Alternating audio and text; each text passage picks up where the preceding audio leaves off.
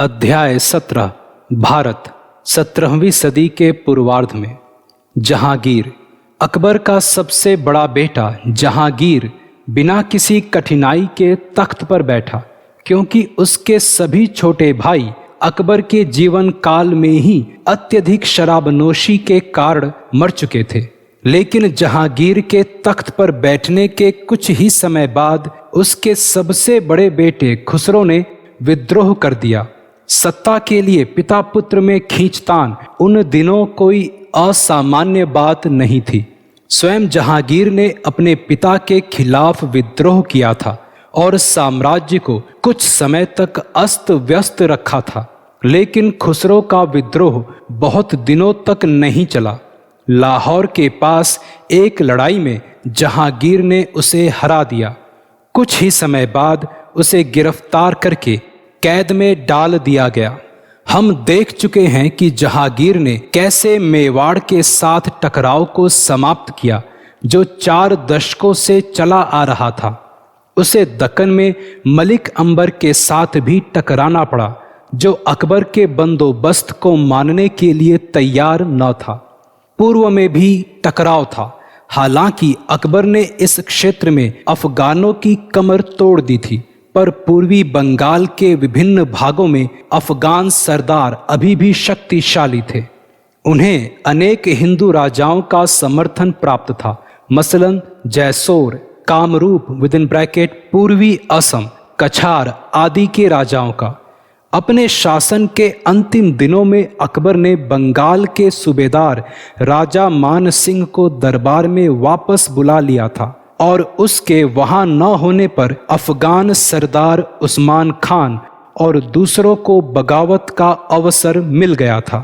जहांगीर ने कुछ समय के लिए राजा मान सिंह को फिर वहां भेजा, लेकिन स्थिति बिगड़ती ही गई। 1608 में जहांगीर ने प्रसिद्ध सूफी संत शेख सलीम चिश्ती के पोते इस्लाम खान को बंगाल में नियुक्त किया। शेख सलीम मुगलों के संरक्षक संत थे। आयु में कम होते हुए भी इस्लाम खान ने उत्साह और दूरदृष्टि के साथ स्थिति को संभाला। उसने जैसोर के राजा समेत अनेक जमींदारों को अपनी ओर खींच लिया तथा विद्रोहियों से निपटने के लिए ढाका को अपना मुख्यालय बनाया, जिसकी रणनीतिक स्थिति थी। क्षेत्र पर पूरा नियंत्रण रखने के लिए सूबे की राजधानी जल्द ही राजमहल की जगह ढाका को बना दिया गया और उसका तेजी से विकास होने लगा।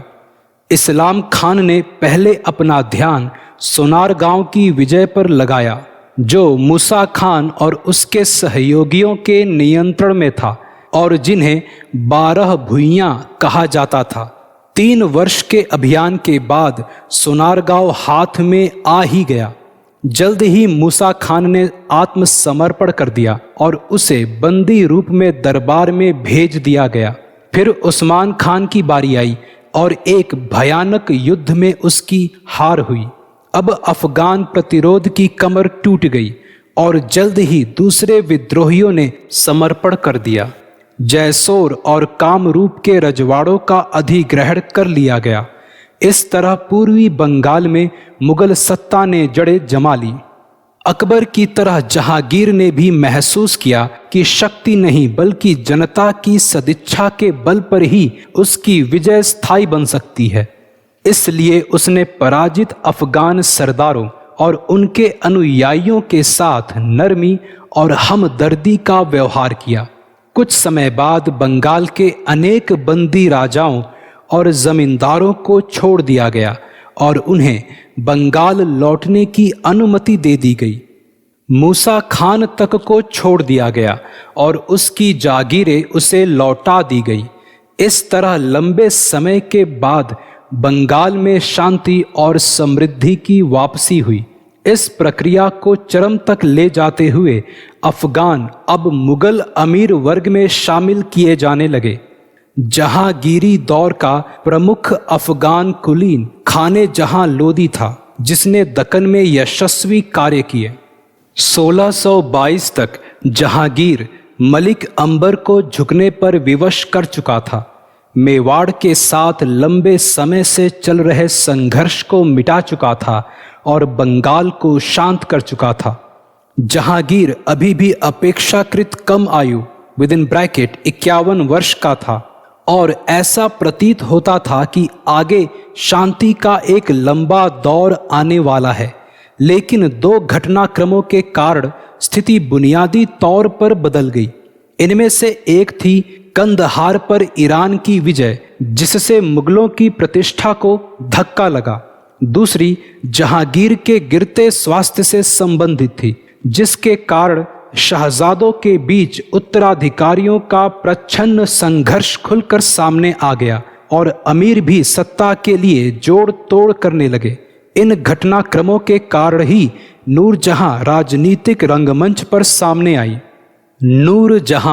नूरजहां के जीवन, शेर अफगन नामक एक ईरानी से उसका विवाह, बंगाल के मुगल सूबेदार के साथ टकराव में शेर अफगन की मृत्यु, जहांगीर के एक बुजुर्ग संबंधी के यहाँ आगरा में नूरजहां का निवास और 4 साल बाद जहांगीर से उसके विवाह (1611) की कहानी इतनी जानी पहचानी है कि इसके विस्तार में जाने की आवश्यकता नहीं है।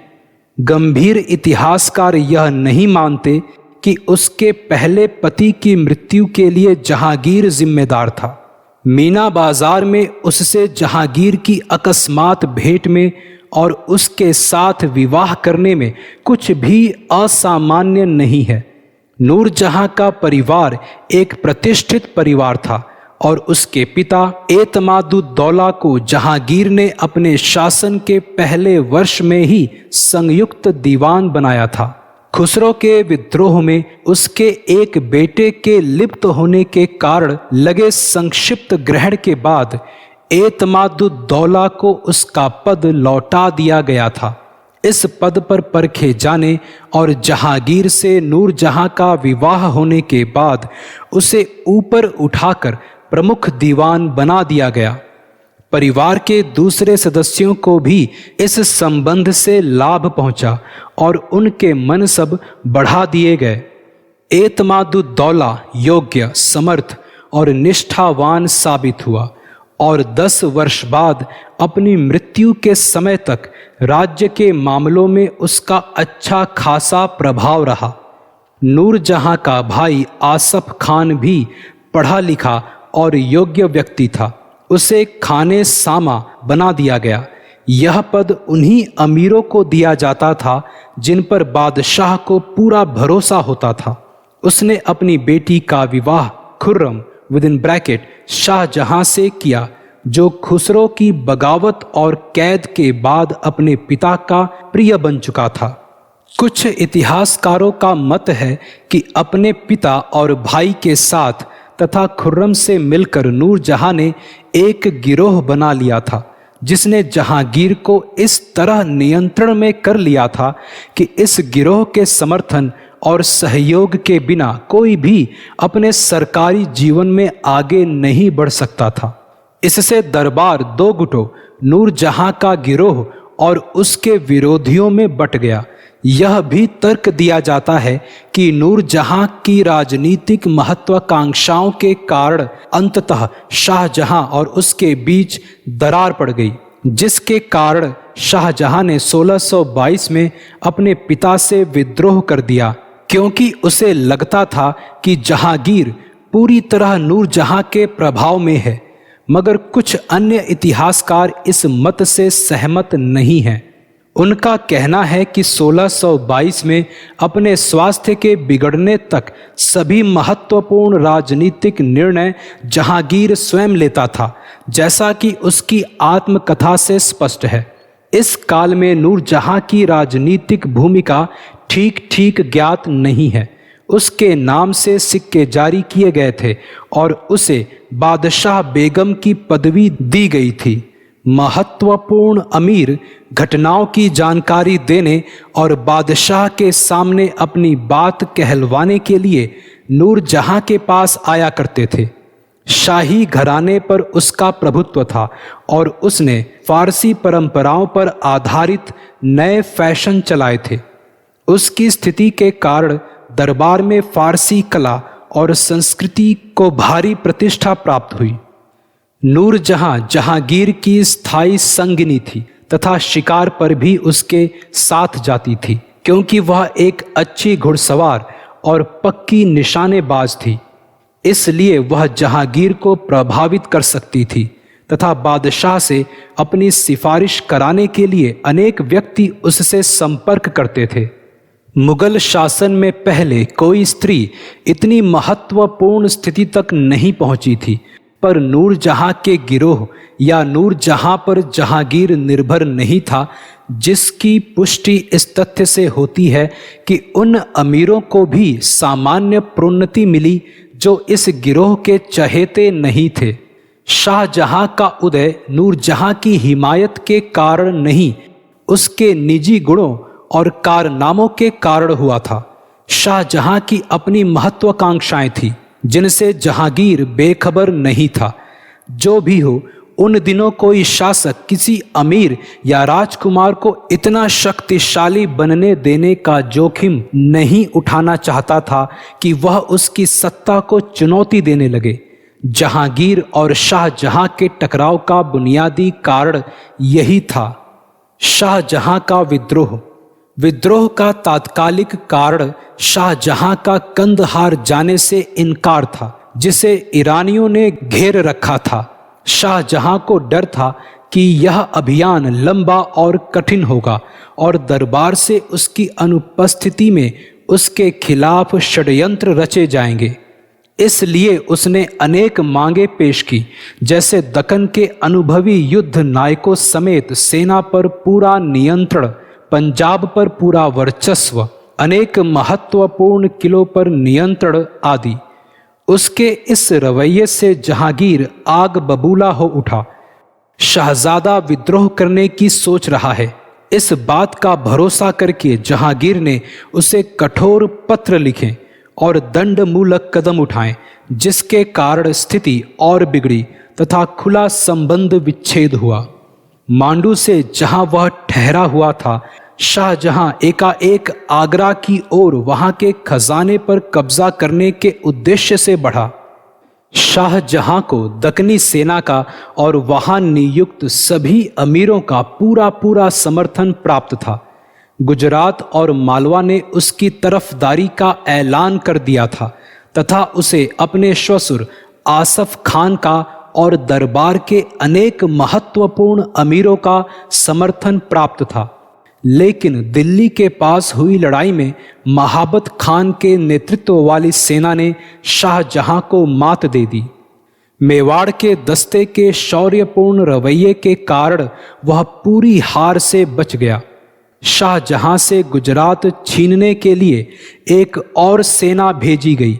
शाहजहां का पीछा करके उसे मुगल क्षेत्रों से बाहर भगा दिया गया और उसे पिछले शत्रुओं यानी दक्कनी राजाओं के यहाँ शरण लेने पर बाध्य होना पड़ा। लेकिन वह दक्कन पार करके उड़ीसा में जा पहुंचा। वहां के सूबेदार को अकस्मात आक्रमण करके हरा दिया और जल्द ही बंगाल और बिहार उसके नियंत्रण में आ गए। महाबत खान की सेवा फिर ली गई। उसने जोरदार कदम उठाए और शाहजहां को फिर दक्कन में शरण लेने के लिए मजबूर कर दिया। इस बार उसने मलिक अंबर के साथ गठजोड़ कर लिया, जो एक बार फिर मुगलों से युद्धरत था। जल्द ही शाहजहां ने जहांगीर को क्षमा प्रार्थना के लिए पत्र लिखे। जहांगीर को भी लगा कि अपने सबसे योग्य और पराक्रमी बेटे को क्षमा करके उससे सुलह करने का समय यही है। इस समझौते के अंतर्गत शाहजहां के दो बेटों दारा और औरंगजेब को बंधक के तौर पर दरबार में भेजा गया और शाहजहां को खर्च के लिए दक्कन का एक भाग आवंटित कर दिया गया। यह 1626 की बात है। महाबत खान शाहजहां के विद्रोह ने साम्राज्य को 4 वर्षों तक अस्त व्यस्त रखा। इसके कारण कंदहार हाथ से निकल गया तथा दक्कन वालों को अकबर के काल के और बाद के अभियानों के दौरान मुगलों को सौंपे गए सभी इलाके वापस लेने का मौका मिल गया। इससे मुगल साम्राज्य की एक बुनियादी कमजोरी भी स्पष्ट हुई कि एक सफल राजकुमार उस समय सत्ता को चुनौती देने का एक अलग केंद्र बन जाता था, जब यह महसूस किया जाता था कि बादशाह सर्वोच्च सत्ता के अनुरूप व्यवहार करने में समर्थ नहीं है या इच्छुक नहीं है। शाहजहां का आरोप बराबर यही था कि जहांगीर के बिगड़ते स्वास्थ्य के कारण वास्तविक रूप से पूरी शक्ति नूरजहां बेगम के हाथों में चली गई है। इस आरोप को स्वीकार करना कठिन है, क्योंकि शाहजहां का श्वशुर आसफ खान साम्राज्य का दीवान था। साथ ही बुरे स्वास्थ्य के बावजूद जहांगीर मानसिक रूप से सजग था और उसकी सहमति के बिना कोई फैसला नहीं लिया जा सकता था। जहांगीर की बीमारी ने यह खतरा भी पैदा कर दिया था कि सर्वोच्च सत्ता अपने हाथों में लेने के लिए कोई महत्वाकांक्षी अमीर स्थिति का फायदा उठाने का प्रयास कर सकता था। महाबत खान, जिसने शाहजहां के विद्रोह से निपटने में एक अग्रणी भूमिका निभाई थी, क्षुब्ध बैठा था, क्योंकि शहजादे का विद्रोह समाप्त होने के बाद दरबार में कुछ तत्व उसके पंख कतरने की कोशिश कर रहे थे। स्थिति स्पष्ट करने के लिए दरबार में बुलाए जाने पर महाबत खान राजपूतों के एक विश्वसनीय दल के साथ आया और जब शाही लश्कर काबुल जाते हुए झेलम को पार कर रहा था, तभी मौका देखकर उसने बादशाह को बंदी बना लिया। नूरजहां, जिसे घेरा नहीं गया था, नदी पार करके निकल भागी। महाबत खान पर एक हमला किया गया जो बुरी तरह नाकाम रहा। नूरजहां ने अब दूसरे उपाय का सहारा लिया। जहांगीर के करीब रहने के लिए उसने महाबत खान के आगे समर्पण कर दिया। महाबत खान कोई कूटनीतिज्ञ या प्रशासक नहीं, एक सैनिक था। उसकी गलतियों से लाभ उठाकर और उसके राजपूत सैनिकों की बढ़ती अलोकप्रियता के कारण नूरजहां ने महाबत खान के समर्थक अधिकांश अमीरों को अपनी ओर कर लिया। अपनी नाजुक स्थिति को महसूस करके महाबत खान ने जहांगीर को छोड़ दिया और खुद दरबार से भाग खड़ा हुआ। कुछ समय बाद महाबत खान दक्कन में शाहजहां से जा मिला, जो वहां अपने समय की प्रतीक्षा कर रहा था। महाबत खान की हार नूरजहां की सबसे बड़ी जीत थी और इसका श्रेय उसके ठंडे दिमाग, साहस और दूरदृष्टि को जाता था। लेकिन नूरजहां की सफलता अस्थायी रही, क्योंकि साल भर से कम समय में लाहौर से कुछ ही दूरी पर जहांगीर ने (1627) में दम तोड़ दिया। काइयां और चालाक आसफ खान, जिसे जहांगीर ने वकील नियुक्त किया था और जो अपने दामाद शाहजहां की तख्त नशीनी के लिए सावधानी के साथ जमीन तैयार कर रहा था, अब खुलकर सामने आने लगा। दीवान, प्रमुख अमीरों और सेना के समर्थन से उसने नूरजहां को लगभग कैदी बनाकर रख दिया और शाहजहां को फौरन बुला भेजा। शाहजहां आगरा पहुंचा और भारी जश्न के बीच तख्त पर बैठा। इससे पहले शाहजहां के इशारे पर उसके गिरफ्तार भाई, रिश्ते के चचेरे भाई आदि समेत उसके सभी प्रतिद्वंदी मौत के घाट उतारे जा चुके थे। इस मिसाल ने तथा इससे पहले बाप के खिलाफ बेटे के विद्रोह की मिसाल ने, जिसे जहांगीर ने कायम किया था और शाहजहां ने अपनाया था, आगे चलकर मुगलिया खानदान के लिए बड़े दुखद परिणाम पैदा किए। शाहजहां ने जो पौधा लगाया था, उसके कड़वे फल उसे भी चखने पड़े। रही नूरजहां, तो तख्त पर बैठने के बाद शाहजहां ने उसके खर्चे के लिए एक निश्चित राशि का बंदोबस्त कर दिया। 18 वर्ष बाद अपनी मृत्यु तक वह एकांत जीवन जीती रही और लाहौर में दफनाई गई। जहांगीर और शाहजहां के काल में राज्य। जहांगीर और शाहजहां के काल में मुगल राज्य को भारी आंतरिक स्थायित्व प्राप्त हुआ। कट्टर मुस्लिम हलकों को थोड़ी बहुत आशा थी कि जहांगीर सत्ता में आएगा तो अकबर की उदार धार्मिक नीतियों को पलट देगा। पहले तो कट्टरपंथियों से खुलकर संपर्क बनाकर और उन्हें उपहार देकर जहांगीर ने उनको प्रसन्न करने का प्रयास किया। संभवतः बागी शहजादे खुसरो का स्वागत करने के आरोप में सम्मानित सिख गुरु अर्जुन देव की घोर निंदा और उनको दी गई यंत्रणा भी इसी नीति का अंग थी। फिर भी जहांगीर ने सभी धर्मों को सम्मान और स्वतंत्रता देने की अकबरी नीति की न सिर्फ प्रशंसा की बल्कि उसे जारी भी रखा। जैसा कि वह अपनी तुजुक में कहता है, उसकी विशाल सल्तनत में विभिन्न धर्मों के अनुयायियों के लिए स्थान है। जहांगीर सप्ताह का एक दिन सूर्य के लिए समर्पित करता था और एक दिन भोजन के लिए कोई पशु नहीं मारा जाता था। वह दिवाली, होली, दशहरा आदि विभिन्न हिंदू त्योहार भी मनाता था। नए मंदिर बनाने पर कोई रोक नहीं थी।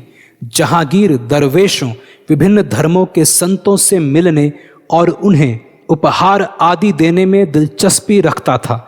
उदाहरण के लिए उज्जैन के पास एक गुफा में रहने वाले और वेदांत पर अधिकार रखने वाले नंगे फकीर जदरूप गोसाई से वह कई बार मिला। हालांकि उसने पुष्कर में वराह की मूर्ति नष्ट कराई, पर वहां के ब्राह्मणों को दान भी दिए। शाहजहां ने, जिसका दौर (ब्रैकेट 1628 से 58) बहुमुखी गतिविधियों का दौर था, इस उदार नीति में फेर बदल किए। शाहजहां ने स्वयं को इस्लाम का रक्षक करार दिया और इस नीति को दोहराया कि पुराने पूजा स्थानों की मरम्मत तो की जा सकती है, पर नए मंदिर नहीं बनाए जा सकते। इसलिए जहांगीर के काल में बने अनेक मंदिर नष्ट कर दिए गए, मगर पुराने हिंदू मठों और मंदिरों के दान जारी रहे। अपने शासन के बाद वाले भाग में उसने अपने प्रिय पुत्र दारा के प्रभाव में एक अधिक उदार नीति अपनाई। इसमें वेदों समेत हिंदू धर्म ग्रंथों का फारसी में अनुवाद फिर से आरंभ कराना भी शामिल था। प्रशासन का विकास, मनसबदारी व्यवस्था और मुगल सेना, अकबर द्वारा विकसित प्रशासन तंत्र और राजस्व व्यवस्था को मामूली फेरबदल के साथ जहांगीर और शाहजहां ने जारी रखा। फिर भी मनसबदारी व्यवस्था के कार्यकलाप में महत्वपूर्ण परिवर्तन किए गए। अकबर के काल में मनसबदार को अपने दस्ते के रखरखाव के लिए औसतन प्रति सवार 240 रुपए वार्षिक दिए जाते थे। जहांगीर के काल में उसे घटाकर 200 रुपए वार्षिक कर दिया गया। विभिन्न आकस्मिक खर्चे पूरा करने के लिए मनसबदार को सवारों के कुल वेतन का 5% अपने पास रखने की इजाजत थी। मुगल मिले जुले दस्तों को वरीयता देते थे और उनमें ईरानी और तुरानी, मुगलों, भारतीय अफगानों और राजपूतों से निश्चित अनुपात में सैनिक भर्ती किए जाते थे। इसका उद्देश्य कबीलाई या नस्ली अलगाव की भावना को समाप्त करना था, लेकिन विशेष परिस्थितियों में मुगल या राजपूत मनसबदार को पूरी तरह मुगल या राजपूत सैनिकों की टुकड़ी बनाने की अनुमति थी। इस काल में अनेक दूसरे संशोधन भी किए गए। एक प्रवृत्ति जात का वेतन कम करने की थी। जहांगीर ने ऐसी व्यवस्था आरंभ की जिसमें जात का मनसब बढ़ाए बिना चुनिंदा अमीरों को अधिक संख्या में सैनिक रखने की अनुमति दी जाए। यह 2 अस्पा और सिंह अस्पा व्यवस्था अर्थात 2 या 3 घोड़ों वाले सवारों की व्यवस्था थी। इसका मतलब यह था कि इस मनसब वाले मनसबदार को जितना उसके सवार मनसब से संकेत मिलता था, उससे दोगुना सवार रखने और दोगुना सवार का वेतन मिलता था। इस तरह 3000 जात और 3000 सवार 2 अस्पा सिंह अस्पा मनसब वाले मनसबदार से 6000 सैनिक रखने की आशा की जाती थी। सामान्यतः किसी मनसबदार को ऐसा सवार मनसब नहीं दिया जाता था जो उसके जात मनसब से अधिक हो। शाहजहां के काल के एक और संशोधन का उद्देश्य एक अमीर से जितने सवार रखने की अपेक्षा की जाती थी उसमें काफी कमी लाना था। इस तरह एक अमीर को अपने सवार मनसब के बस 1/3 और कुछ परिस्थितियों में 1/4 सवार रखने की ही आशा की जाती थी। इस तरह 3000 जात 3000 सवार मनसब वाले एक कुलीन को 1000 से अधिक सैनिक नहीं रखने पड़ते थे। लेकिन अगर उसका मनसब 3000 सवार 2 अस्पा सिंह अस्पा होता था तो यह संख्या दोगुनी कर दी जाती थी, अर्थात उसे 2000 सैनिक रखने पड़ते थे। हालांकि मनसबदारों के वेतन रुपयों में बयान किए जाते थे, पर आम तौर पर उन्हें नकद वेतन न देकर जागीरें दी जाती थी। मनसबदार जागीरों को वरीयता देते थे क्योंकि नकद अदायगी में देरी भी हो सकती थी और कभी कभी बहुत झंझट उठाने पड़ते थे। इसके अलावा भूमि पर नियंत्रण सामाजिक प्रतिष्ठा की पहचान था। सावधानी से एक श्रेणी क्रम बनाकर और बारीकी से कामकाज के नियम तय करके मुगलों ने अमीर वर्ग को बुनियादी तौर पर नौकरशाही बना दिया, पर वे भूमि से उनका सामंती लगाव समाप्त न कर सके। जैसा कि हम देखेंगे, यह मुगल अमीरों के लिए एक बहुत बड़ी दुविधा की स्थिति साबित हुई। जागीरें प्रदान करने के लिए राजस्व विभाग को एक रजिस्टर रखना पड़ता था जिसमें विभिन्न क्षेत्रों की आकलित जमा अर्थात राजस्व का संकेत दिया जाता था, पर राशि रुपयों में न बतलाकर दामों में बतलाई जाती थी और आय की गणना 40 दाम प्रति रुपए की दर से तय की जाती थी। इस दस्तावेज को जमा दामी अर्थात आय का दाम पर आधारित आकलन कहा जाता था। जब मनसबदारों की संख्या बढ़ती गई और अनेक कारणों से राज्य के वित्तीय संसाधनों पर दबाव पड़ने लगे तो उपरोक्त संशोधन भी अपर्याप्त लगने लगे। वेतन में चौतरफा भारी कटौतियों से अमीरों में असंतोष पैदा होता और शासक शायद ही इसका जोखिम उठा सकते थे।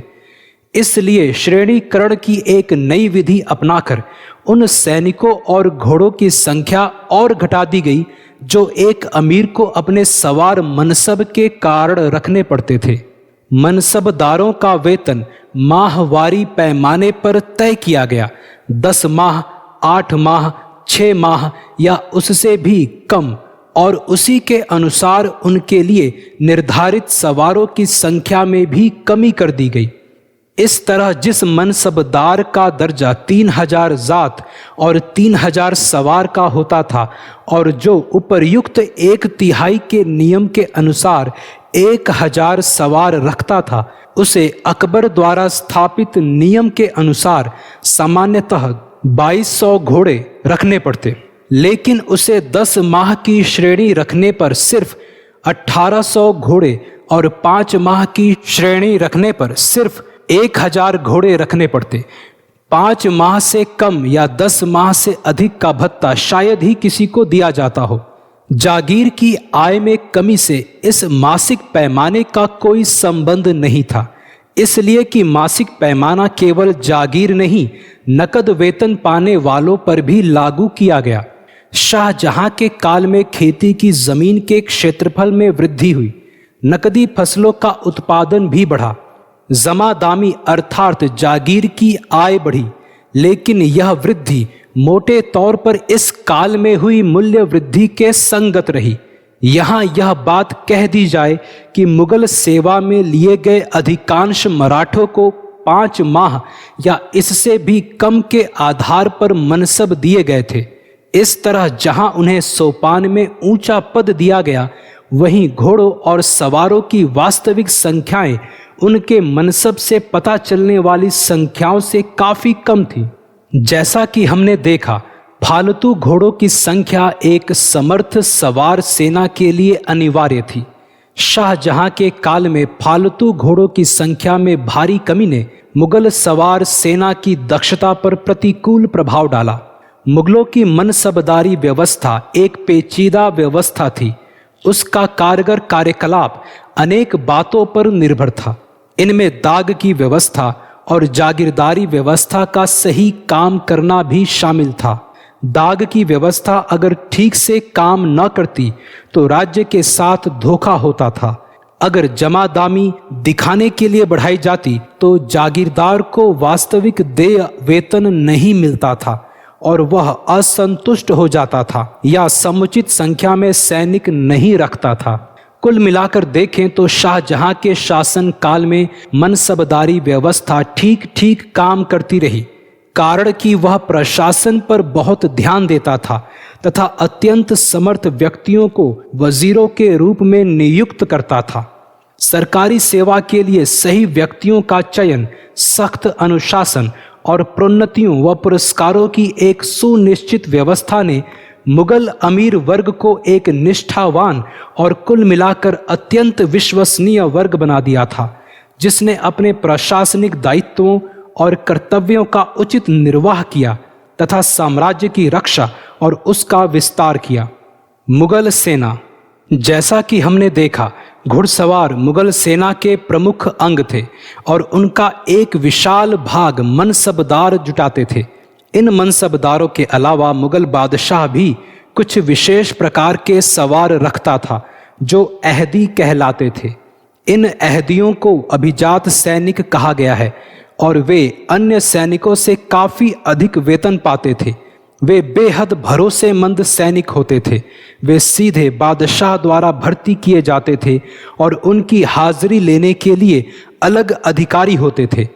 एक अहदी के पास 5 घोड़े भी हो सकते थे, हालांकि कभी कभी 2 अहदी एक घोड़े से काम चलाते थे। अहदियों के कर्तव्य मिले जुले होते थे। शाही दफ्तरों के अधिकांश किरानी, दरबारी चित्रकार और शाही कारखानों के कारीगर इस दस्ते में शामिल होते थे।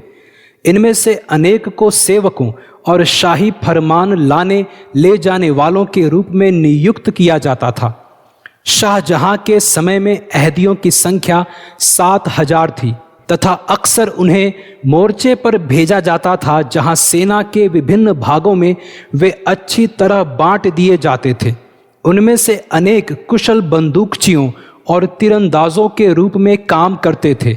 बादशाह अहदियों के अलावा शाही अंगरक्षकों वाला शाही और हथियारबंद महल रक्षकों का एक दल भी रखता था। ये लोग घुड़सवार होते थे पर किले और राजमहल में पैदल काम करते थे। पैदल सैनिकों पियादगान का एक विशाल मगर मिला जुला समूह था। उनमें से अनेक तो बंदूकची थे और 3 से 7 रुपए मासिक वेतन पाते थे। सही अर्थ में पैदल सेना ये ही थे, लेकिन पियादों में कुली, चाकर, संदेशवाहक, तलवारबाज, पहलवान और गुलाम भी शामिल होते थे। गुलामों की संख्या उतनी नहीं थी जितनी सल्तनत काल में थी। उन्हें बादशाह या किसी शहजादे के द्वारा भोजन वस्त्र दिया जाता था। कभी कभी गुलाम अहदी का पद भी हासिल कर लेते थे, लेकिन पैदल सैनिकों की स्थिति आम तौर पर मामूली ही होती थी। मुगल बादशाहों के पास जंगी हाथियों का एक बड़ा दल भी होता था और एक सुसंगठित तोपखाना भी। तोपखाने के 2 हिस्से होते थे। एक हिस्सा था भारी तोपों का। इनका प्रयोग किलों की रक्षा या किलों में दरार डालने के लिए होता था। ये अक्सर भोंडी होती थी और इन्हें लेकर चलना कठिन होता था। दूसरा हिस्सा था हल्की तोपों का। ये बेहद गतिशील होती थी और बादशाह जब भी चाहता था यह तोपखाना उसके साथ चलता था।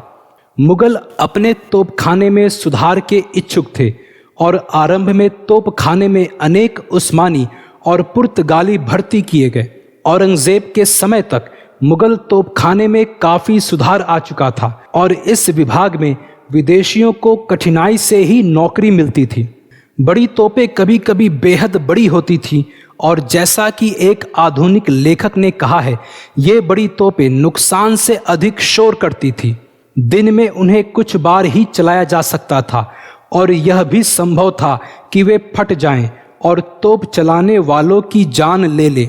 लेकिन फ्रांसीसी यात्री बर्नियर ने, जो शाहजहां के साथ लाहौर और कश्मीर गया था, हल्की तोपों को, जिन्हें घुड़सवारों की तोपें कहा जाता था, अत्यंत प्रभावकारी पाया। वह कहता है इसमें यानी तोप खाने में 50 छोटी तोपें थी, सभी पीतल की। हर तोप एक सुगढ़ और सुंदर ढंग से रंग रोगन की गई गाड़ी पर रखी होती थी। उसमें गोला बारूद के 2 बक्से होते थे। उन्हें 2 सुंदर घोड़े खींचते थे और एक घोड़ा साथ में अतिरिक्त रखा जाता था। तोपों या घुमाऊ तोपों को हाथियों और ऊंटों पर भी लादा जाता था। मुगल सेना की संख्या का अनुमान लगाना कठिन है। शाहजहां के समय में इसमें 2 लाख सवार थे, जिनमें जिलों में मसलन फौजदारों के यहाँ काम करने वाले लोग शामिल नहीं थे। औरंगजेब के काल में यह संख्या 2,40,000 हो गई। गैर लड़ाकू लोगों को निकाल दें तो पैदल सेना की संख्या शाहजहां के काल में 40,000 थी तथा औरंगजेब के काल में भी शायद इतनी ही रही।